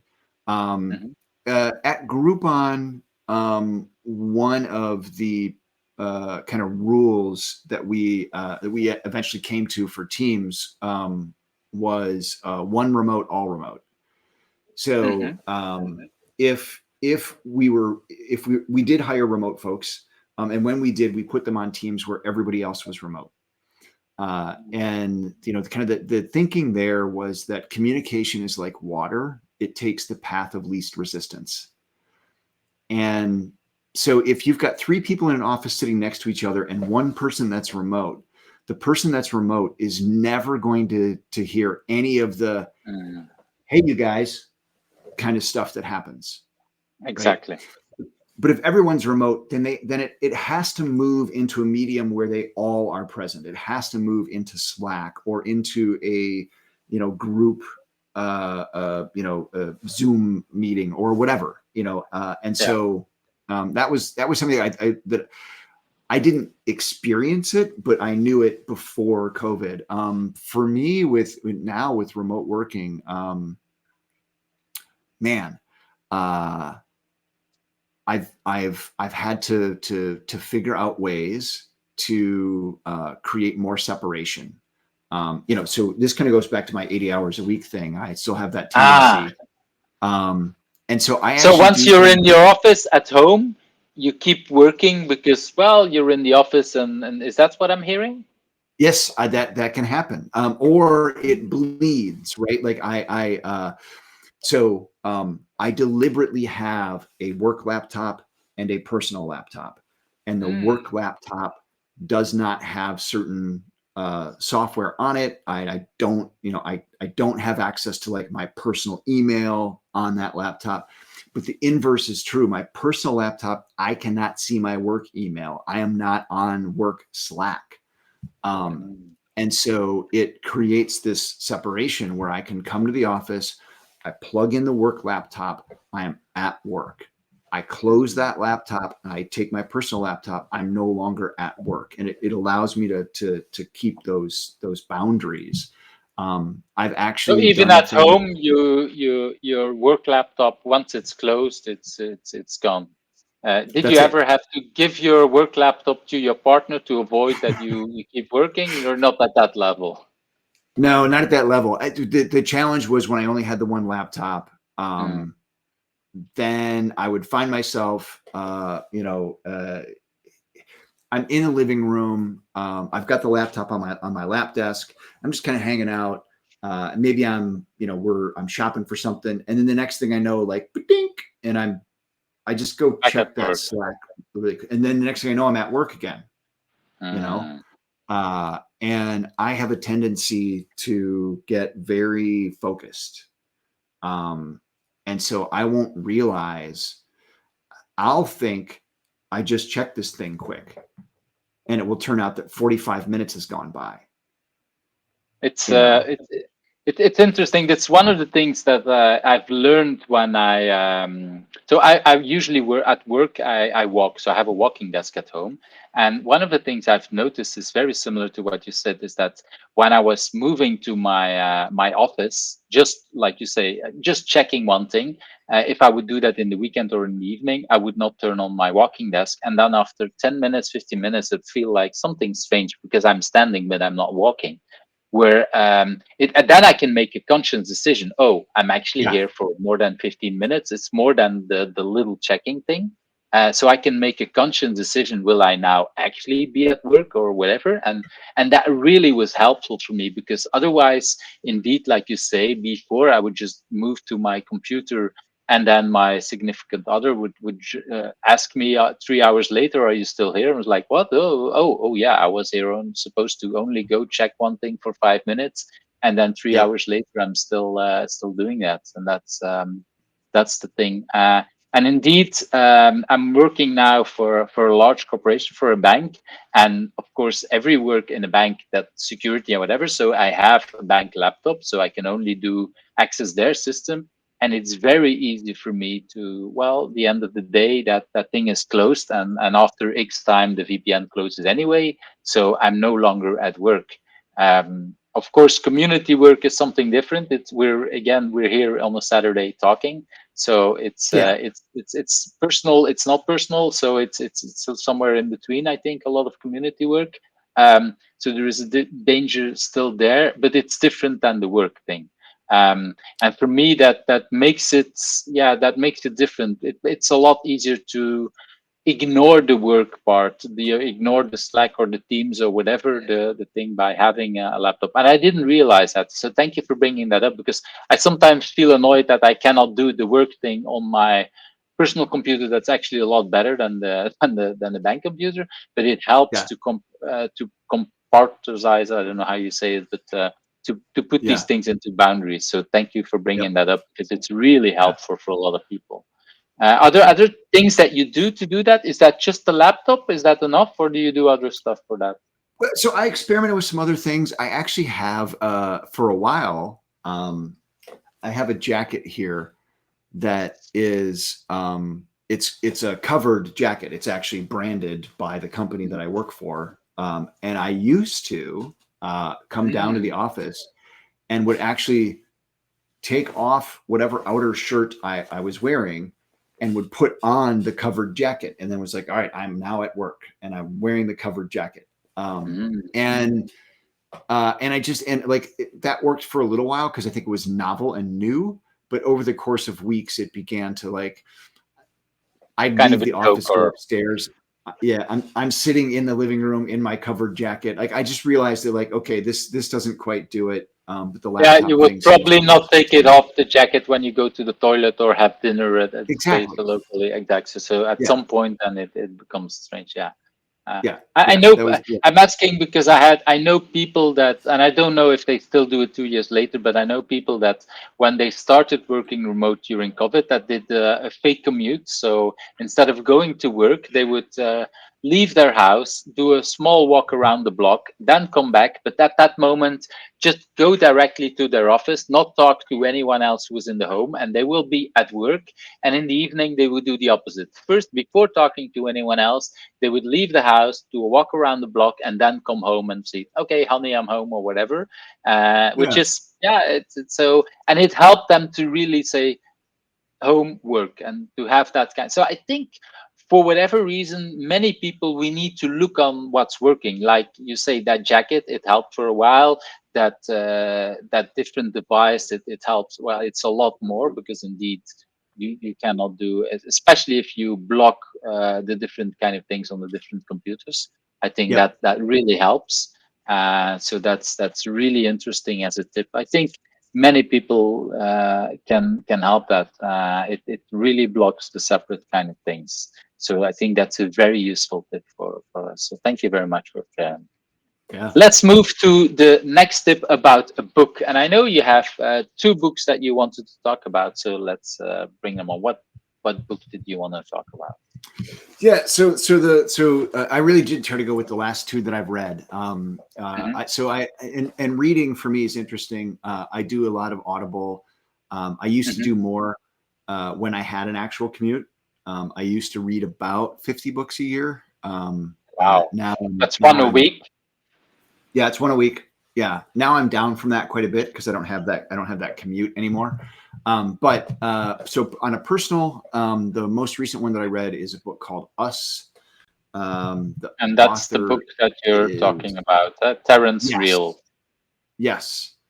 Um, And you say on a personal level, but this, what I see in the subtitle, is how moving relationship beyond you for you and me. So it's personal, but at the same time, relationships are important at work as well. So I assume there's still, yeah, it's not fiction. Let's put it like that. There's still something to right. learn. Yeah. Definitely not fiction. Terrence is a family and marriage counselor. with maybe a bit of an atypical approach. So one of the things that's different about Terrence as a counselor is than you might find normally is that he actually picks sides and he expresses his opinion. Wow. Okay. Yeah. So if you're in a counselor session with him and he think you're bullshitting your partner, he will just say, "This is just bullshit." Okay, that's interesting. Because most Yeah. I've done some so I didn't I'm not a therapist, but I did 2 years of therapy training just to learn a little bit. I didn't finish it. It's 2 out of the 4 years. But one of the tips I've learned there is indeed in counseling therapy is to not pick sides and to actually be also, if you're the therapist from a couple, to just be the therapist from the couple and not from one of the sides. If you want to have a personal therapist in a couple, then you basically they would advise to go for 3 persons, one for person A, one for person B, and one for the couple. So he's doing Right. complete opposites. He's saying, I pick sides. I pick sides. I share my opinion. Yeah. And so, it's interesting because, like, would I want to go to Terrence for couples counseling? Don't think I would.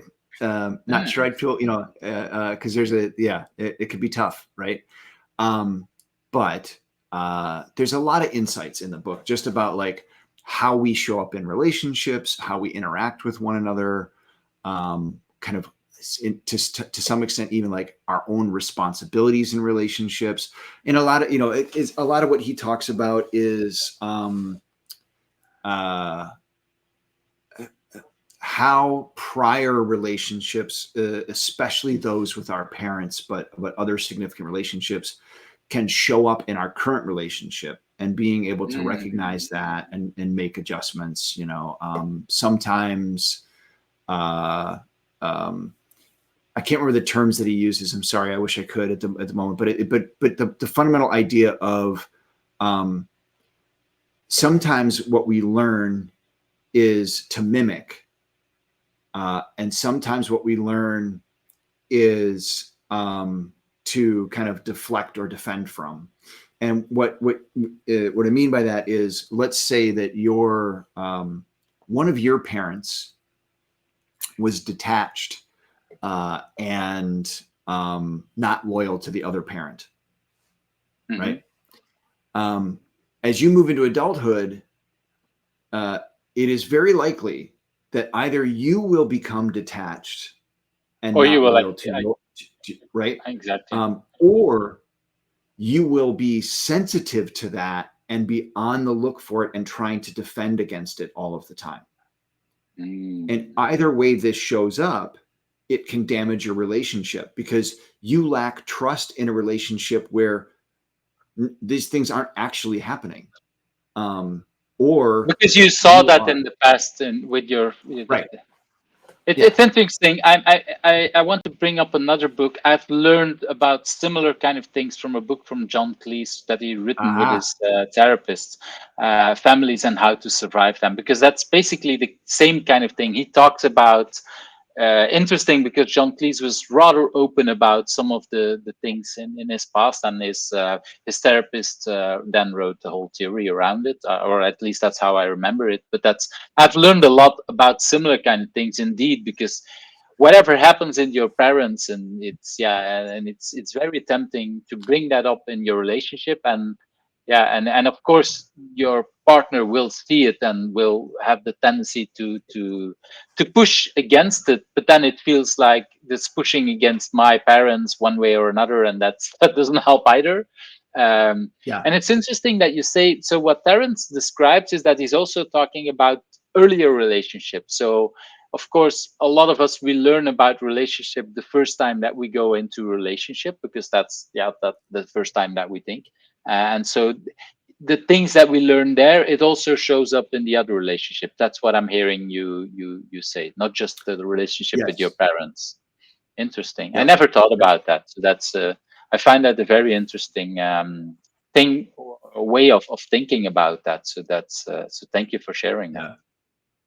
There's Virginia Satir is a was a family counselor in like the 70s and 80s, and kind of pioneered some of what is known today.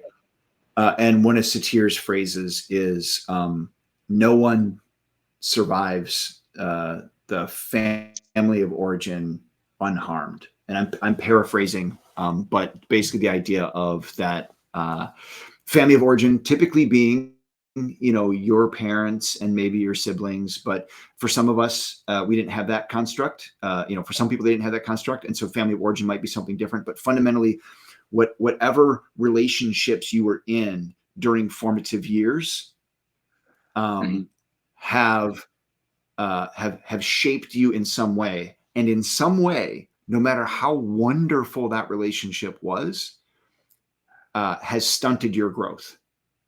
Yeah, And figuring out what that is and getting past it can be very helpful.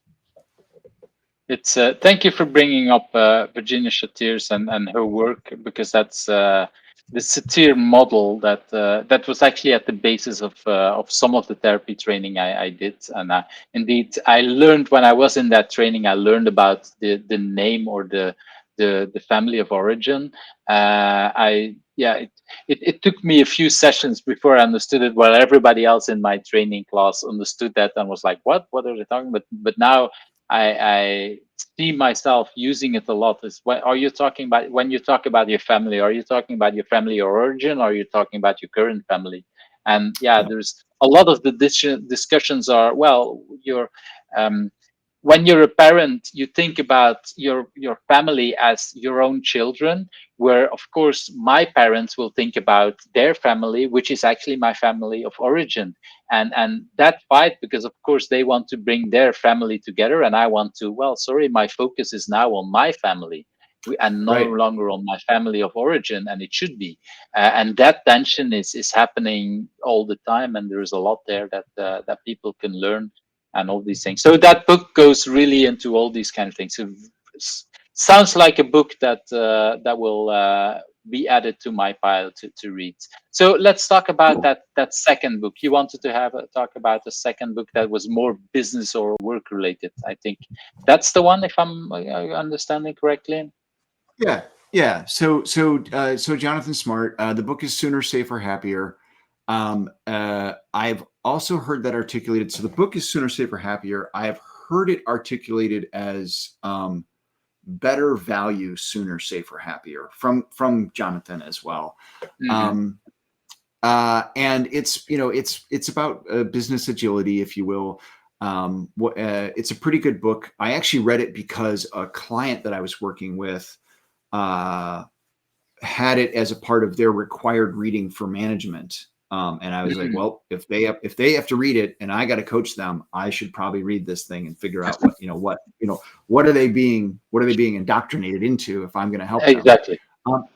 And I actually thought it was a really good book. What I like about it is he doesn't actually talk about agility much. Mm-hmm. It's a lot more about kind of the behaviors and environment and things that you would see, and what do you need to focus on to enable what we'd call agility, right? And so he's got kind of a framework around what do these things mean? What do these things mean? What does sooner mean? And so one of the things I like about it is, because I use the same phrasing, is a lot of times I'll have folks that'll say like, hey, we really want, we want the agile because we want our software delivered faster. And I often will say, you're not going to get the software any faster. What you're going to get is value sooner. I like But that. I like that. and that those are different things, right? Like it might still take us 6 months to finish this whole concept, but you're going to get value sooner and you're going to learn sooner, and that's valuable. So I like his sooner.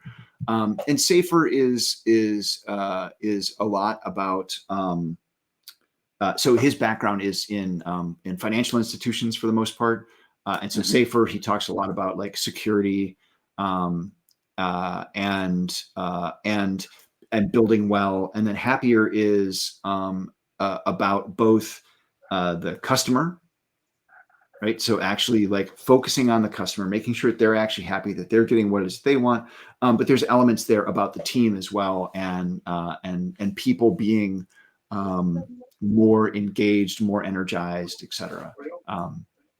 It's really interesting what you're saying, because if I hear the way you explain that book, I'm in discussions with my current client about where they want to focus next year, and basically I think this is basically what you described is where they want to focus on next year. They've used completely different words, but that, and of course this is what a lot of companies want to move into. But yes, and I see a lot of companies use the word faster and a lot of that, but faster, yeah, it can very quickly turn into rubbish things that we deliver where there is no Right. value, and or we'll put pressure on delivery, but we're not looking at quality, we're not looking at learning and everything. And yeah, this is a much, well, it looks like it's together, working better together in a way to deliver actually value, because Yeah. whatever we do, it's all about value and value. And I really like that, the fact that you put the value also on the learning, because sometimes we deliver something with the idea to, and then we learn that basically our client is totally not interested. Well, I prefer to learn that after 2 weeks and after 2 months or 2 years.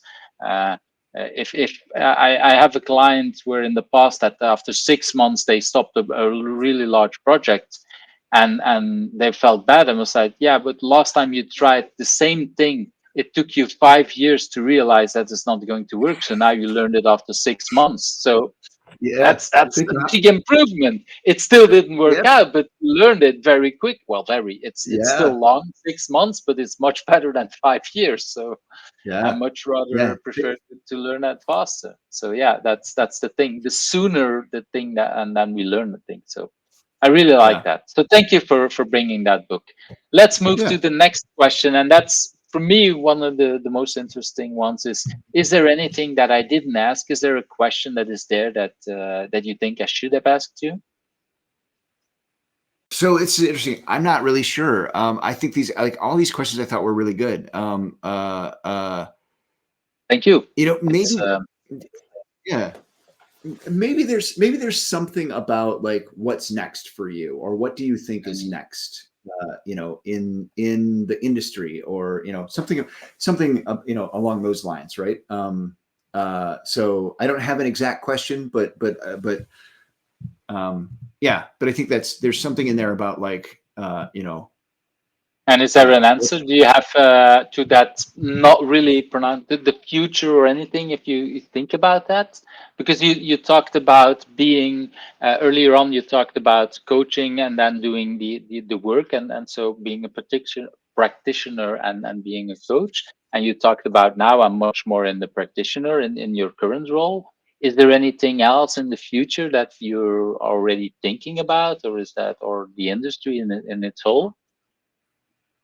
So I think I guess there's a few things I think about like next, right? So for me personally, I'm gonna be in this role for a few years, and I'm really looking. Mhm. I'm excited about it. I'm looking forward to it. I'm looking forward to the learning. Like I said, I'm talking to a couple of publishers. I have every intention of doing another book, and I think it's right. It is around those cultural aspects and behaviors that you and I talked about loosely here.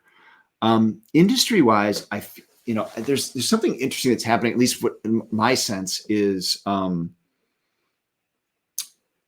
I don't know what it's going to be called, um, but I really feel like agile as a concept is waning.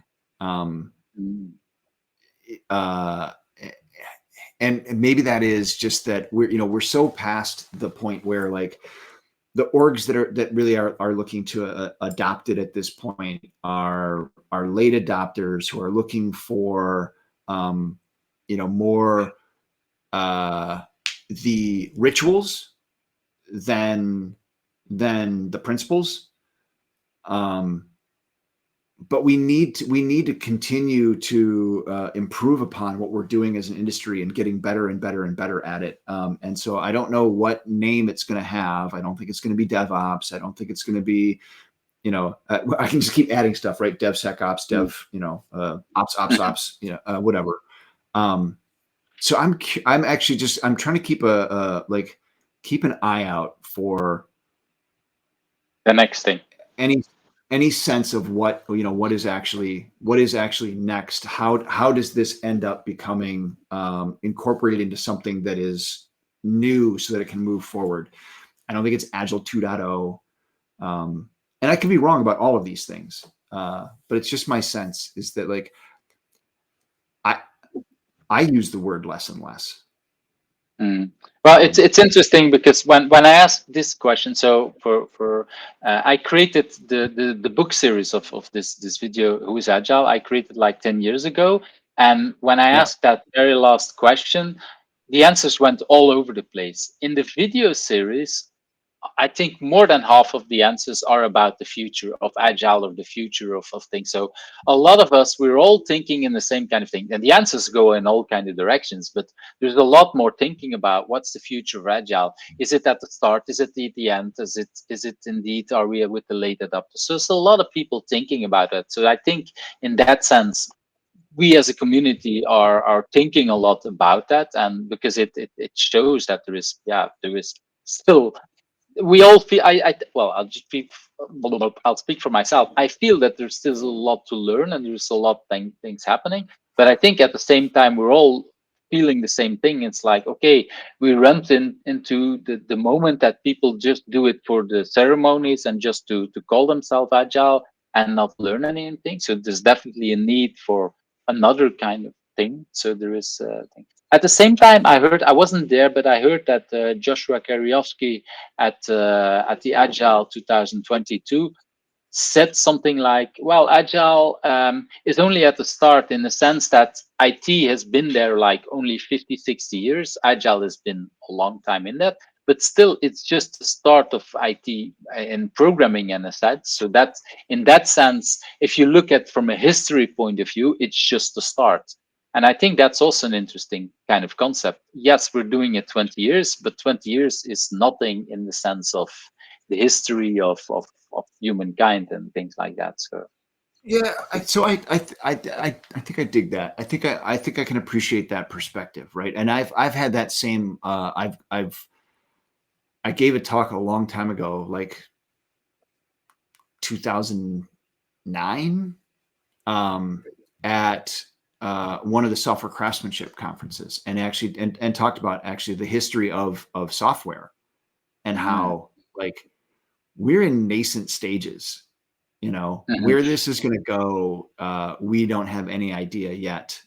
If you look at medical history, legal history, like there's really long arcs before we get to known standards and ways of doing things that we all kind of coalesce on. And when you look at software, we're clearly not there yet. mhm. And so maybe there's some yeah, all right, you're making me think a little bit about it, like that. Yeah, I think that's definitely true for agile. And so maybe it gets a different name, maybe it doesn't.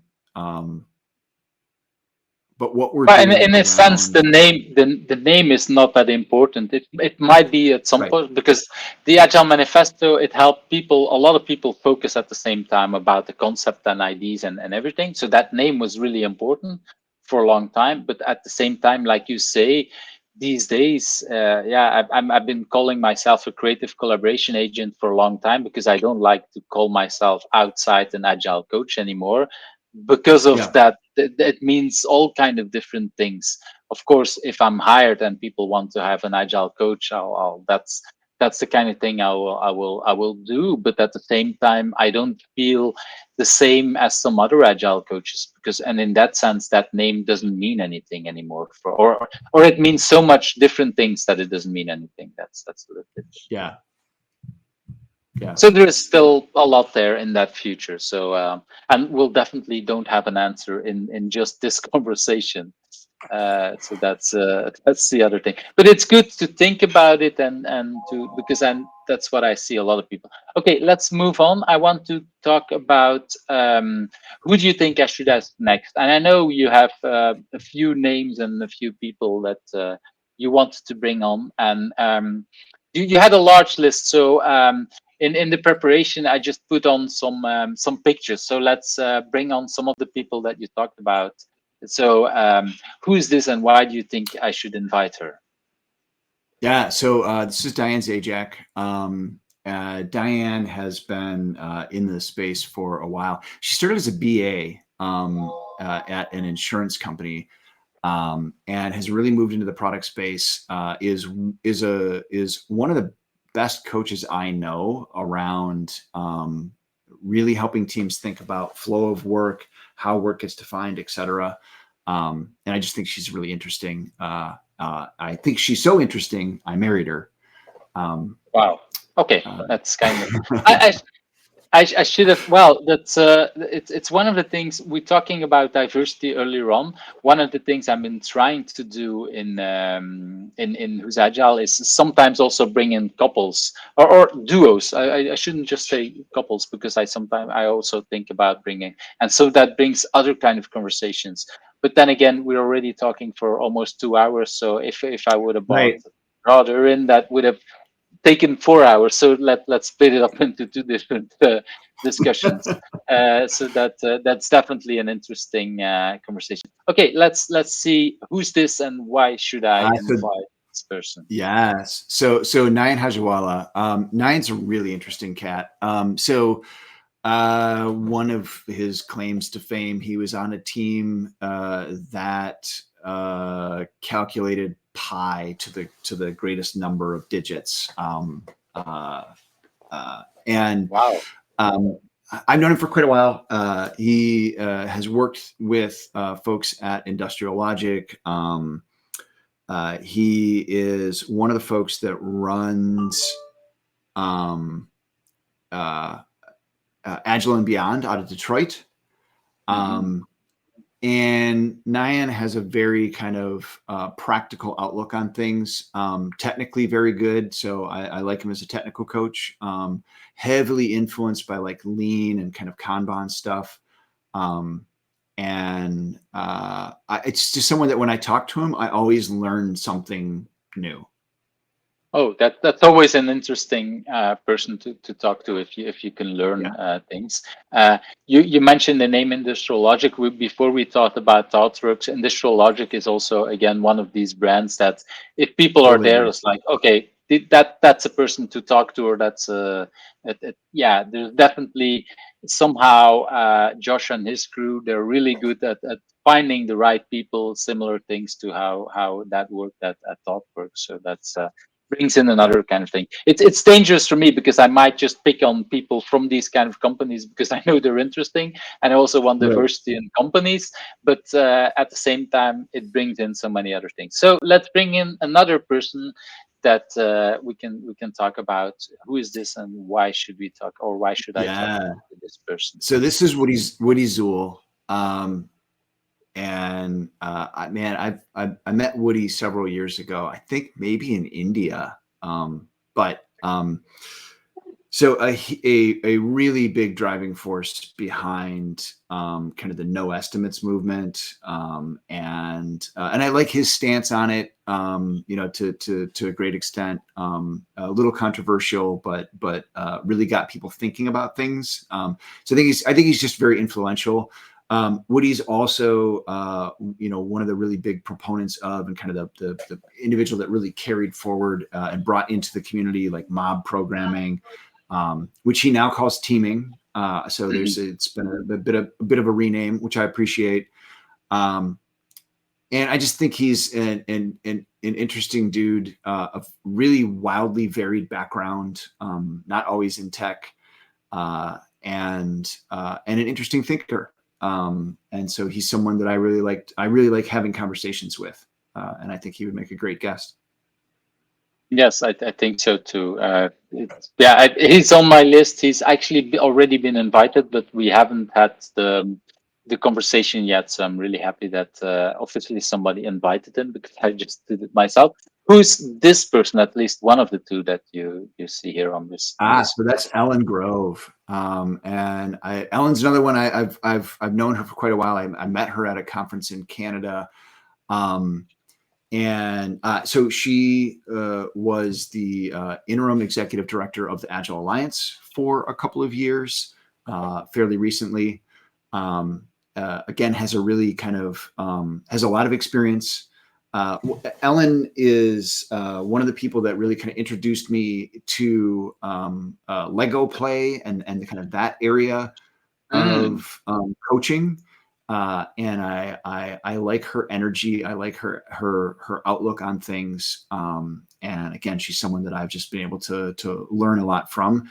And she's just a great person. Another one that I think would be really good to talk to. I think you'd get some really interesting perspectives just because of where she comes from and what she's done. And I took this picture because before you talked about Agile India, and by coincidence, this picture is taken at Agile India with Ellen, It is with my indeed. daughter, with my daughter, where she actually, Ah, Ellen was really nice. But I spoke with my daughter at Agile India, and so Ellen really also was very nice to on a, just on a personal level, but also just on, yeah, on helping out, and so a lot of that stuff. So she was indeed very lovely. I've known Ellen also for a lot of years, but it was interesting to also see that that on a personal level. So I couldn't resist in using that yeah, picture to that's great. introduce Ellen. And then I have one last person on your list, and the list was a lot bigger, but let's focus just on five people. Who's Yep. this person? So this is John Kern. So John is one of the original Snowbird folks. So a co-author of the manifesto. Um, And I have no I'm idea if that picture is taken at the Agile Manifest because they went skiing at the manifest. I don't think it is, but I just when I was looking for a picture from John, I found this picture and I thought, maybe. I have no idea. John will tell us if this is taken at the right. original at the Yeah, booth in Snowbird, but yeah, it's indeed, and it's one of the names that people might not always know because it's he might be lesser known in the larger agile community. Let's put it like that. So that's why I think it's also yeah. interesting to bring him in. Yeah, I think so too. So I think that is true, right? John basically, I think he did the Snowbird thing. And he was like, "Yep, this is who I am. This is what I do. This is important to me." And then he just basically went right back to work, doing what he always does. And he's a lot of fun to talk to. He's very kind of salt of the earth kind of guy. He is still an active practitioner today. Anything that he's talking about is real hands-on experience. Still delivers software, still coaches in organizations, just as he always did. I think there's probably a lot there, to talk about just in terms of like what was the Snowbird experience like for you personally, and what do you think is next, and a really interesting guy. So Yeah, it's if for me one of the most important sentences of the Agile Manifesto is actually the talking about okay, we're delivering software, or we're uncovering better ways of developing by doing it and by helping others, yep, and the doing it, that little part is so important. And if you look back 20 years later, there's a lot of these people who are, well, a lot, some of these are actually really still writing software and really doing it. And John is one of these examples that it's not just about telling others how to do the work. No, we're actually in the with the boots in the mud, and we're actually still doing it. And that's one of the things I like about him is that it's not just about telling others what to do. No, no, no. It's just like I'm still learning from it. A little bit like what you say, going back and forth between doing it and coaching, because of course after you have 20, 30 years of experience, a lot of people, there is still a lot of value there. But that's what he's doing. I think that's really valuable. I think that's also, and yeah, yeah, so I was really happy to see him on your list. And so I thought, okay, definitely. And this is why in the beginning I was like, I think you sent me like 10 names. all of them, because I probably will just, when this video will go out, I will just link all the other people. But I want to give a little bit the opportunity for others to invite other people, because if everybody, of course, invites 10 people, then I have a list of 3,000 people, and I don't know how long I will keep going to doing Right. these interviews. Because one interview that is going out every week with 300 people, that's already 6 years. With 3,000 people, that would be a lot longer. So I'm not going to do Yeah. that, that's for sure. But still, these are very Yeah. interesting names. Like you say, they need to be in this list, because these are people where we can all learn from it. So that's so interesting. So thank you very much for your time. It's one Oh, one thank of these you. little bit longer ones, but it's been so much fun recording. There's so much stories to bring. There's so much value that you bring in. So if people want to find out more about you, what's a good way to connect to you? Yeah, so I am fortunate enough to be Doc on Dev everywhere. Yeah, so Twitter, whack Doc on Dev, same thing for LinkedIn, Facebook. I've been hanging out on Mastodon more lately. I added I added Uh, LinkedIn here because Twitter, yep, we have no idea what's going to happen with it. It's very interesting. agreed. So Yeah, that's why I thought Mastodon is still creating. It's becoming much larger, very fast, I would yep, say.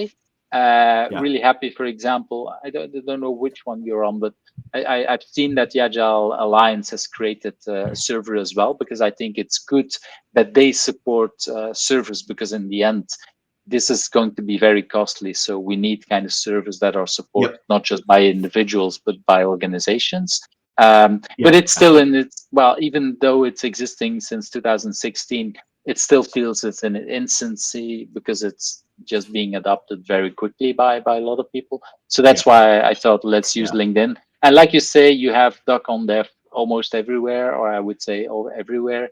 So that that yep, helps to find people back and to help to find you back. So thank you very yeah. much for your time. It's been really wonderful. I was really looking forward to that, because yeah, it's been way too long, but it's been a Yeah. wonderful conversation. So thank you very much.